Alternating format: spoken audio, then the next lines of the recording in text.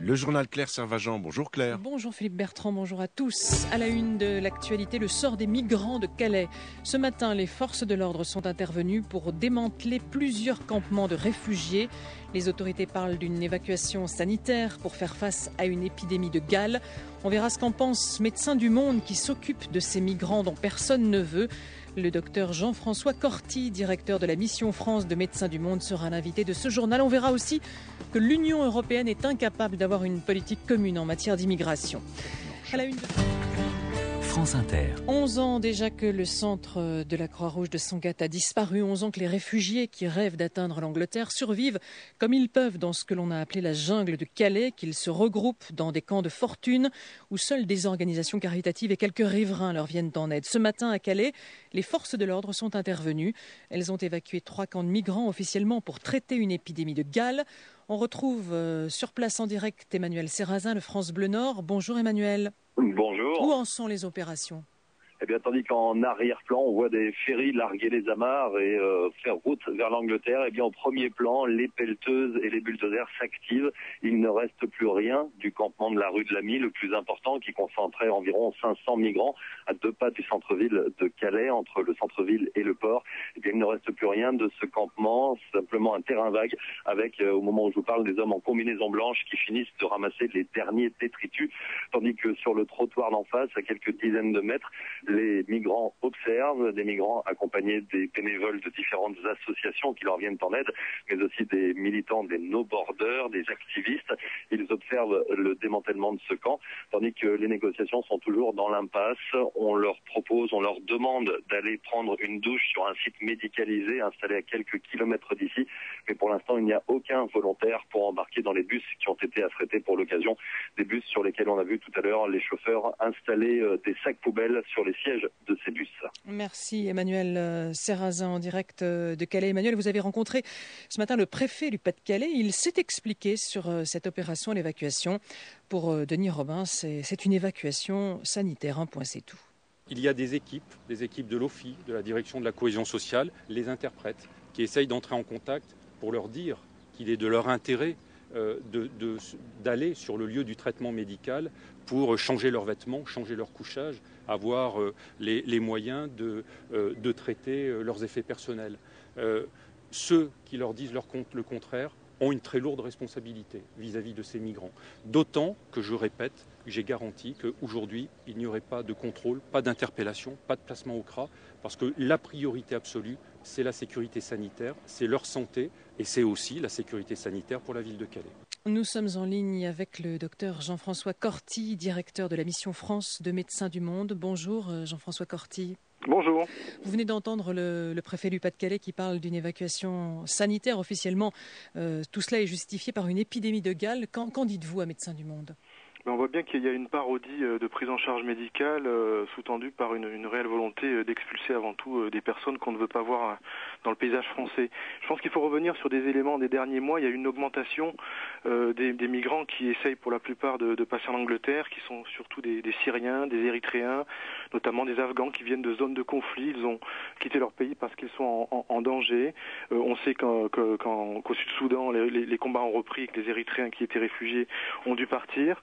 On sait aussi qu'il y a une épidémie de gale, comme vous l'avez évoqué, depuis 3 semaines, qui touche près de 100 à 150 personnes et qui nécessite un traitement et qui est en lien avec les conditions de vie ultra précaires dans lesquelles vivent ces personnes, puisqu'ils n'ont pas d'accès à l'eau, à l'hygiène de manière nécessaire et efficiente. Et puis, il y a depuis le début de l'année plus de 7 morts de ces jeunes migrants qui tombent de leur camion lorsqu'ils essayent de monter dessus pour pouvoir passer en Angleterre, écrasés du fait des risques qu'ils ont pris. Donc, des migrants qui sont sous pression et qui sont prêts à prendre tous les risques pour passer en Angleterre. Et qu'est-ce qu'on a vu comme réponse la semaine dernière?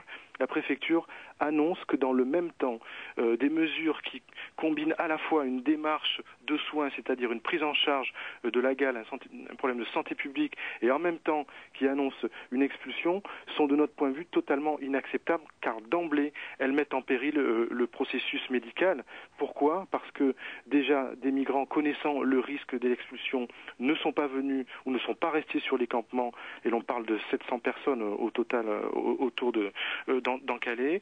Des migrants qui ne pourront pas se laver correctement, qui vont surtout être en défiance vis-à-vis des autorités qui leur promettent rien d'autre que la rue. Donc nous avons condamné ces prises de position des autorités qui entraîne une confusion entre un temps de la prise en charge médicale où on doit pouvoir prendre son traitement, se laver, se reposer, faire en sorte que le traitement soit efficace, éventuellement 2 à 3 jours après recommencer l'opération pour être sûr que tout le monde a été pris en charge, et combiner ce temps à une démarche d'expulsion où on met la pression sur les gens, cela n'est pas acceptable et ça montre une forme d'incohérence où les questions de santé publique passent après des exigences sécuritaires.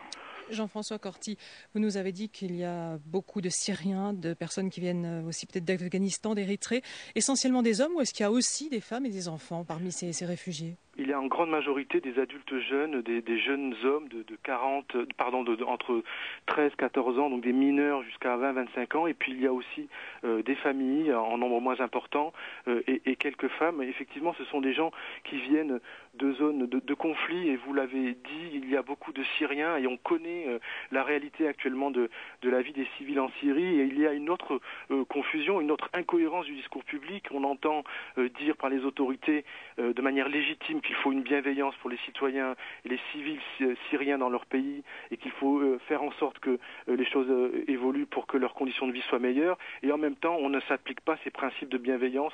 Ici en France, ce sont des personnes qui vivent dans des conditions ultra précarisées où on ne favorise pas l'accès à l'eau et à l'hygiène et tout est fait pour créer les conditions pour les dissuader de rester sur le territoire. En gros, on leur pourrit la vie pour leur faire comprendre qu'ils ne sont pas les bienvenus ici. Et ce que l'on voit aujourd'hui à Calais, c'est un mode de gestion à la petite semaine de cette question d'ultra-précarité où on voit bien l'échec de la communauté européenne dans une approche globale de prise en charge de la migration. On n'est même pas capable ici en France de proposer les standards de prise en charge minimum qu'imposent les Nations Unies dans les camps de réfugiés où on sait qu'il faut 20 litres d'eau par jour et par personne pour éviter les risques de propagation de maladies.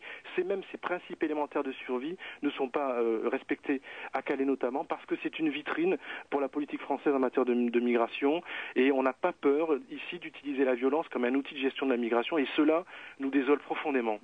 Et effectivement, on va parler de cet aspect de la politique européenne d'immigration dans un instant. Une dernière question, Jean-François Corti. Ces réfugiés qui ont été évacués ce matin, d'après vous, ce soir, ils seront où ?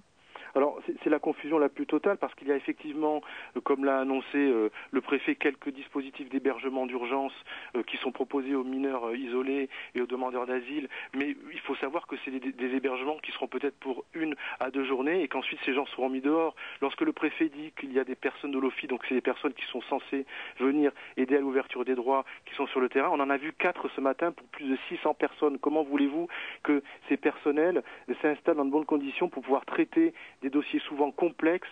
Comment voulez-vous qu'ils puissent faire en sorte qu'on ouvre les droits tout en même temps, en créant les conditions de violence autour? Cela n'est pas possible et encore une fois, on est dans une parodie de protection des personnes où le seul souci, encore une fois, c'est de créer les conditions pour leur faire bien comprendre qu'ils ne sont pas les bienvenus chez nous, quand bien même ils viennent de Syrie, où on a une attention particulière pour eux, soi-disant, dans notre discours dans le champ des relations internationales. Merci beaucoup Jean-François Corti, directeur de la mission France de Médecins du Monde. Merci beaucoup pour toutes ces précisions. Effectivement, des centaines de migrants qui tentent de passer du continent en Grande-Bretagne, où, rappelons-le, les accords de Schengen ne s'appliquent pas. Des migrants qui, chaque jour, continuent de tenter leur chance aux portes de l'Union. Il y a eu encore ce matin, par exemple, un nouvel assaut à Melilla, cette enclave espagnole située au Maroc. Des centaines de personnes ont d'ailleurs réussi à passer. Bref, c'est un problème européen, on l'a dit, pour lequel la coordination européenne se fait toujours attendre, Bertrand Galichet. Oui, en effet, le cas des enclaves espagnoles, mais aussi les situations que l'on vient de décrire à Calais, révèlent à quel point l'Europe agit en ordre dispersé. Il existe en réalité une juxtaposition de politique des différents États, ce que regrette la députée européenne socialiste Sylvie Guillaume, auteure d'un rapport sur ce sujet. si on regarde la réalité en face, il n'existe pas de politique européenne des migrations. Il existe des politiques sur des sujets de migration qui sont collés les unes aux autres. Y a-t-il quand même un plus petit dénominateur commun entre les pays de l'Union européenne, notamment entre les pays de l'espace Schengen? Ça dépend du statut des personnes. Beaucoup d'entre eux, maintenant, font des demandes d'asile. Et dans ce cas-là, c'est vrai que les pays ont eux aussi des attitudes et des pratiques encore très, très divergentes. S'agissant des migrants irréguliers, moi je crois que tant qu'on n'a pas l'ouverture de voies légales de migration, or l'Europe a besoin de migrants légaux qui arrivent, sera favorisée la migration irrégulière. Les disparités entre les pays conduisent de la part des demandeurs d'asile à ce que les spécialistes appellent un phénomène de shopping en fonction des pays qui leur donnent le plus de chances de rester. Une harmonisation et une transposition dans les droits nationaux des dispositifs d'asile vont se mettre en place dans les prochains mois. Ce devrait être aussi l'un des grands sujets sur lesquels le nouveau Parlement européen devra se pencher. Merci Bertrand Galichy.